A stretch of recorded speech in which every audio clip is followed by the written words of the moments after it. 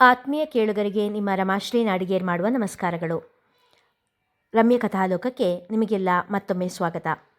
ನೀವೀಗ ಮಾಂಗಲ್ಯ ಬಂಧನ ಧಾರಾವಾಹಿಯ 63ನೇ ಅಧ್ಯಾಯವನ್ನು ಕೇಳ್ತಾ ಇದ್ದೀರಾ. ಕಥೆ ಪ್ರಾರಂಭ ಮಾಡೋದಕ್ಕೂ ಮೊದಲು ಯಾರ್ಯಾರಿನ್ನೂ ಚಾನಲ್ನ ಸಬ್ಸ್ಕ್ರೈಬ್ ಮಾಡ್ಕೊಂಡಿಲ್ಲ ಅವರೆಲ್ಲ ದಯವಿಟ್ಟು ಚಾನಲ್ನ ಸಬ್ಸ್ಕ್ರೈಬ್ ಮಾಡ್ಕೊಳ್ಳಿ, ಕಥೆಯನ್ನು ಲೈಕ್ ಮಾಡಿ, ಶೇರ್ ಮಾಡಿ, ಪ್ರೋತ್ಸಾಹಿಸಿ. ಈಗ ಕಥೆಯ ಮುಂದಿನ ಭಾಗಕ್ಕೆ ಹೋಗೋಣ. ಅಜ್ಜಿ, ನನ್ನ ತಂಗಿ ಈ ಮನೆಗೆ ಬಂದರೆ ನಿಮಗೆ ತೊಂದರೆ ಆಗುತ್ತಾ? ಅಭಿ ನಿಧಾನವಾಗಿ ಕೇಳಿದ. ಹಾಂ, ಹೌದು, ತೊಂದರೆ ಆಗುತ್ತೆ, ಸಿಟ್ಟಿನಲ್ಲಿ ಹೇಳಿದರು ಯಶೋದಜ್ಜಿ. ಅಭಿ ತಲೆ ತಗ್ಗಿಸಿ, ಸರಿ ಬಿಡಿ, ಅವಳಿಗೆ ಬೇರೆ ವ್ಯವಸ್ಥೆ ಮಾಡ್ತೀನಿ ಎಂದವನ ಬೆನ್ನಿಗೆ ಚುರುಕ್ಕೆನ್ನುವಂತೆ ಏಟು ಕೊಟ್ಟರು. ಅಯ್ಯೋ ಅಜ್ಜಿ, ಬೆನ್ನು ಉರಿತಾ ಇದೆ.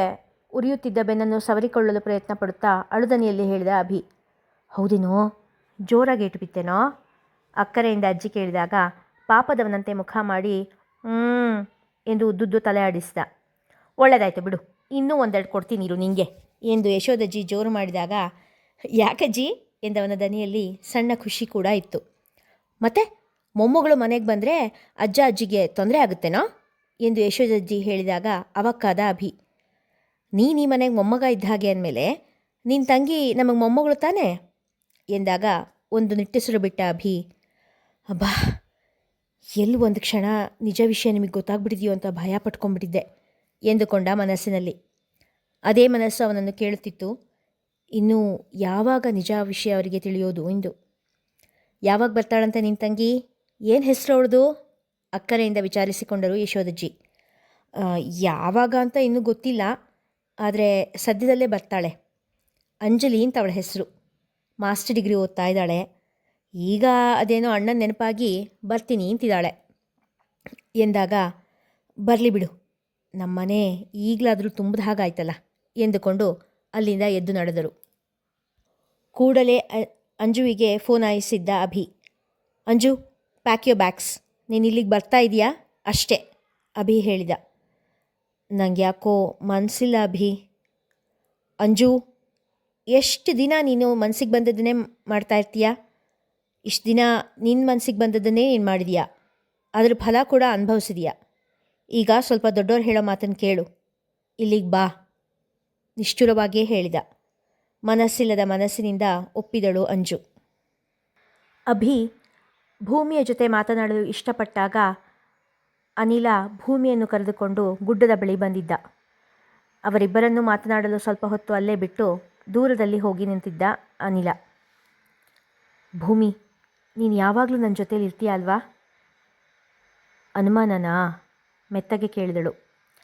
ಅನುಮಾನ ಅಲ್ಲ, ಡೌಟು ಎಂದವನ ಬೆನ್ನಿಗೆ ಬಿದ್ದಿತ್ತು 4-6 ಏಟುಗಳು. ಅಯ್ಯಯ್ಯಪ್ಪ, ಇದೇನು ಕೈಯಾ ಅಥವಾ ಕಟ್ಟಿಗೆನಾ? ಬೆನ್ನು ಉಜ್ಜಿಕೊಳ್ಳುತ್ತಾ ಕೇಳಿದ ಅಭಿ. ಪೆಟ್ಟು ಜೋರಾಗಿ ಬಿತ್ತಾ? ನಗುತ್ತಲೇ ಕೇಳಿದಳು ಭೂಮಿ. ಬೆನ್ನು ಮುರಿದೇ ಹೋಗ್ತಿತ್ತು ಇನ್ನು 2 ಏಟು ಬಿದ್ದಿದ್ರೆ. ಮತ್ತೆ ನನ್ನ ಮೇಲೆ ಡೌಟು ಅಂತಿದೀಯಾ? ಹಾಗಲ್ವೇ, ನಾನು ಇವತ್ತು ಸಂಜೆ ನಿಮ್ಮ ಮನೆಗೆ ಬಂದು ನಿಮ್ಮ ತಂದೆ ಹತ್ರ ಮಾತಾಡೋಣ ಅಂತಿದ್ದೀನಿ. ಆಗ ನೀನು ನನ್ನ ಜೊತೆಲೇ ಇರಬೇಕು, ಇರ್ತೀಯ ಅಲ್ವಾ ಕೇಳಿದವನಿಗೆ ಕಣ್ಣಲ್ಲೇ ಉತ್ತರ ಕೊಟ್ಟಳು ಭೂಮಿ. ಆದರೆ ಇವತ್ತೇ ಆಗಬೇಕಾ? ಈಗಿನ್ನೂ ಅವ್ರ ಆಘಾತದಿಂದ ಹೊರಗೆ ಬಂದಿಲ್ಲ ಅನಿಸುತ್ತೆ. ಹಾಗಾಗಿ ಇನ್ನೊಂದೆರಡು ದಿನ ಬಿಟ್ಟು ನಿಧಾನಕ್ಕೆ ಮಾತಾಡಿದ್ರೆ ಆಗ್ತಿತ್ತು ಅಂತ. ಭೂಮಿಯಲ್ಲಿನ್ನೂ ಹಿಂಜರಿಕೆ ಇದ್ದೇ ಇತ್ತು. ನನಗೇನೋ ಈಗಲೇ ಮಾತಾಡೋದು ಸರಿ ಅನಿಸುತ್ತೆ.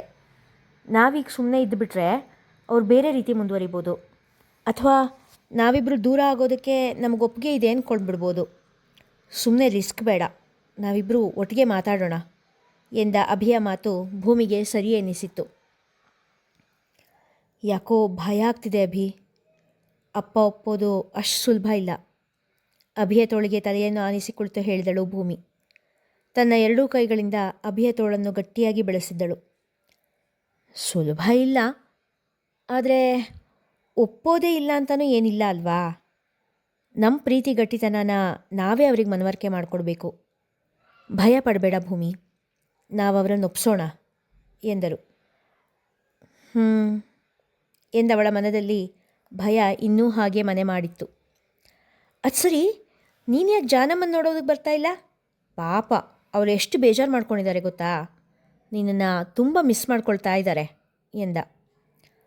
ಅಪ್ಪ ಬೇಡ ಅಂದರು, ಅದಕ್ಕೆ ತಡವರಿಸಿದಳು. ಹೌದಾ, ಮಾವ ಬೇಡ ಅಂದ್ರ? ಯಾಕೆ ಎಂದವನ ಕಡೆ ಅಚ್ಚರಿಯಿಂದ ನೋಡಿದಾಗ, ಏನಾಯಿತು, ಯಾಕೆ ಹಾಗೆ ನೋಡ್ತಾ ಇದೀಯಾ? ಹೆಂಡತಿಯಪ್ಪನ ಮಾವ ಅಂತ ತಾನೇ ಕರೆಯೋದು? ತನ್ನ ಭುಜದಿಂದ ಅವಳ ಭುಜಕ್ಕೆ ಡಿಕ್ಕಿ ಕೊಟ್ಟು ಹೇಳಿದ. ಒಂದು ಗಾದೆ ನೆನಪಾಯ್ತು, ಹಾಲಿಲ್ಲ ಬಟ್ಲಿಲ್ಲ ಗುಟುಕ್ಕಂದ್ರಂತೆ ಅಂತ.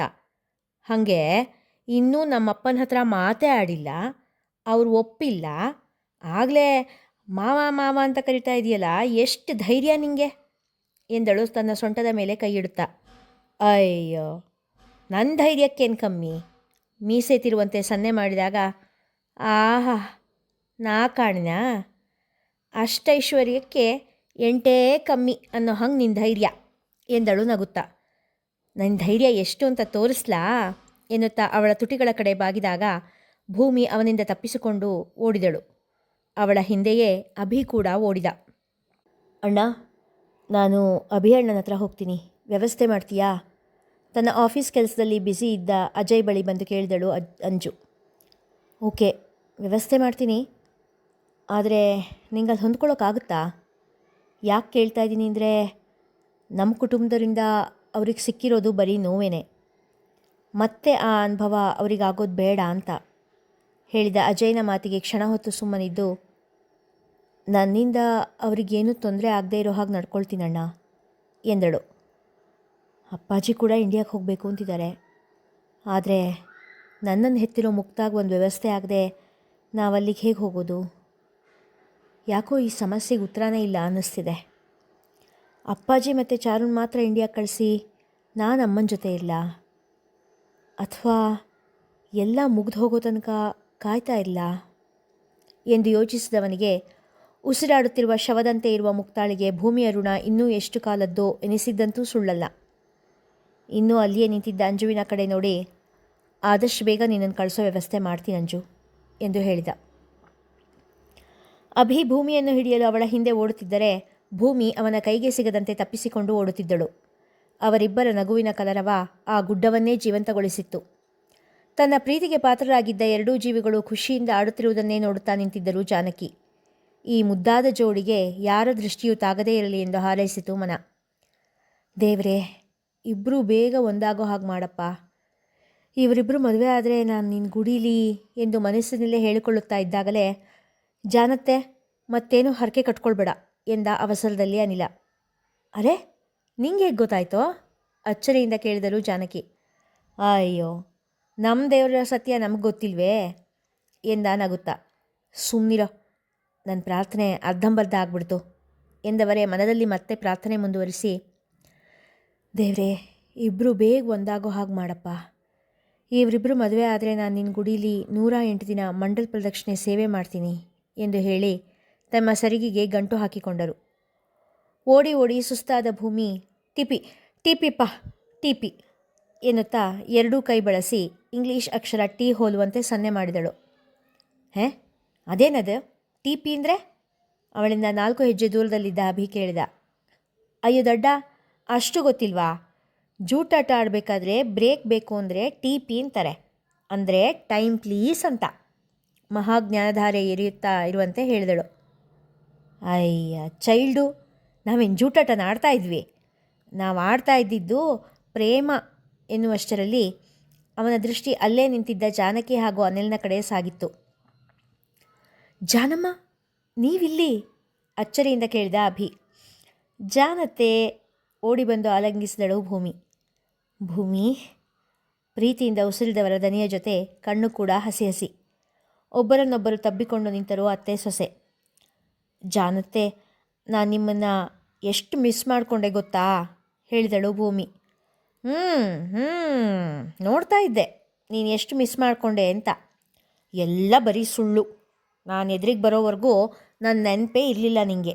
ಹುಸಿ ಮುನಿಸುತ್ತೋರುತ್ತಾ ಭೂಮಿಗೆ ಬೆನ್ನು ಹಾಕಿ ನಿಂತರು ಜಾನಕಿ. ಅಯ್ಯೋ ಹಾಗಲ್ಲ ಜಾನತೆ. ಮತ್ತೆ ಇನ್ನು ಹೇಗೆ?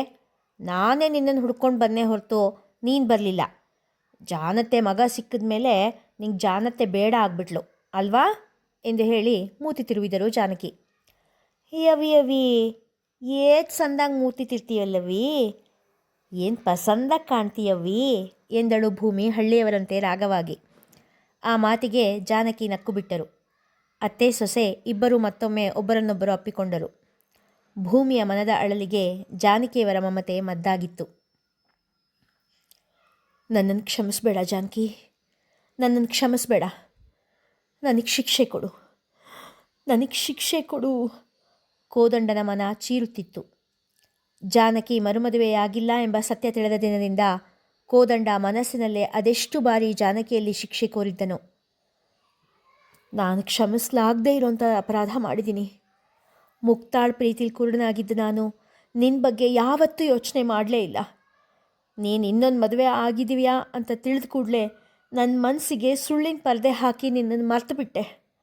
ನನ್ನಿಂದ ನಿನಗೆ ಅನ್ಯಾಯ ಆಗಿರೋದು ತಿಳಿದಿದ್ರು ನಿನ್ನ ಜೀವನ ಬೇರೆ ಒಂದು ನೆಲೆ ಕಂಡಿದೆ ಅನ್ನೋ ಪೊಳ್ಳು ನಂಬಿಕೆಯಲ್ಲೇ ಬದುಕಿಬಿಟ್ಟೆ. ಈಗಲೂ ನನಗೆ ನಿನ್ನ ಮುಖದ ನೆನಪು ಕೂಡ ಇಲ್ಲ ಜಾನಕಿ. ಮತ್ತಿದನ್ನು ಹೇಳ್ಕೊಳ್ಳೋದಕ್ಕೆ ನಂಗೆ ನಾಚಿಕೆ ಆಗುತ್ತೆ. ನನ್ನ ಜಗತ್ತಿನಲ್ಲಿ ನಿನ್ನ ಅಸ್ತಿತ್ವ ಕೂಡ ಇಲ್ಲದೆ ಇದ್ದಾಗಲೂ ನಿನ್ನ ಜಗತ್ತಿನ ಸರ್ವಸ್ವನೂ ನಾನೇ ಆಗಿದ್ದೆ ಅನ್ನೋ ವಿಷಯ ನನ್ನನ್ನು ಬದುಕೋಕ್ಕೂ ಬಿಡದೆ ಸಾಯೋಕ್ಕೂ ಬಿಡದೆ ಹಿಂಸೆ ಮಾಡ್ತಾಯಿದೆ. ಈ ಹಿಂಸೆಯಿಂದ ನನಗೆ ಮುಕ್ತಿ ಬೇಕು ಜಾನಕಿ, ನನಗೆ ಹಿಂಸೆಯಿಂದ ಮುಕ್ತಿ ಬೇಕು. ಅದಕ್ಕಿರೋ ಒಂದೇ ಮಾರ್ಗ ಶಿಕ್ಷೆ. ನಿನ್ನ ಕಾಲು ಅಡಿಲಿ ಧೂಳಾಗಿ ಬಿದ್ದರೂ ನನ್ನ ಕರ್ಮ ಸವಿಯೋದಿಲ್ಲ. ನನಗೆ ಶಿಕ್ಷೆ ಕೊಡು ಜಾನಕಿ, ನನಗೆ ಶಿಕ್ಷೆ ಕೊಡು. ಮನದಲ್ಲೇ ಹಲಬುತ್ತಿದ್ದ ಕೋದಂಡ. ಎಷ್ಟೇ ಪ್ರಯತ್ನ ಪಟ್ಟರೂ ಅವನಿಗೆ ಜಾನಕಿಯನ್ನು ನೋಡಿದ ನೆನಪೇ ಆಗುತ್ತಿರಲಿಲ್ಲ. ಕಷ್ಟಪಟ್ಟು ನೆನಪಿಸಿಕೊಂಡಾಗ ತನ್ನ ಪಕ್ಕದಲ್ಲಿ ತಲೆ ತಗ್ಗಿಸಿ ಕುಳಿತ ಹೆಣ್ಣಿನ ಚಿತ್ರ ಮಾತ್ರ ಮೂಡಿಬರುತ್ತಿತ್ತು. ಇಲ್ಲಿಗೆ ಇಂದಿನ ಸಂಚಿಕೆ ಮುಗಿಯಿತು. ಮುಂದಿನ ಕತೆ ಮುಂದಿನ ಸಂಚಿಕೆಯಲ್ಲಿ. ಕತೆ ಇಷ್ಟವಾಗಿದ್ದರೆ ಹೆಚ್ಚು ಹೆಚ್ಚು ಜನರಿಗೆ ಶೇರ್ ಮಾಡಿ, ಕಥೆಯನ್ನು ಲೈಕ್ ಮಾಡಿ, ಹಾಗೆ ಕಮೆಂಟ್ ಸೆಕ್ಷನ್ನಲ್ಲಿ ನಿಮ್ಮ ಅಭಿಪ್ರಾಯ ತಿಳಿಸಿ ಪ್ರೋತ್ಸಾಹಿಸಿ. ಧನ್ಯವಾದಗಳು.